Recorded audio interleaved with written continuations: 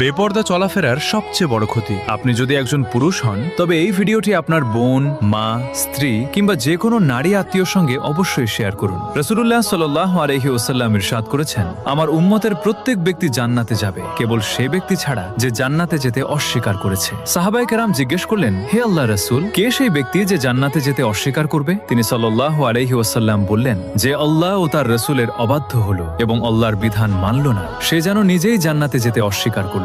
আজ বাস্তবতা হলো, অনেক মেয়ে সারা বছর পর্দা করে, কিন্তু ঈদ এলেই বা বিয়ের অনুষ্ঠান এলেই হিজাব আর পর্দা সরে যায়। আর সবচেয়ে দুঃখের বিষয়, ঘরের পুরুষরা তখন নীরব থাকে, কিছুই বলে না। মনে রাখবেন, কিয়ামতের দিন এর প্রতিটি হিসাব নেওয়া হবে। এই কথাগুলো যদি কারো হৃদয়ে পৌঁছায়, তাহলে সেটাই হবে আপনার নাজাতের কারণ। সাদকায়ে জারিয়ার নিয়তে এই ভিডিওটি অন্তত 5 জনের সঙ্গে শেয়ার করুন।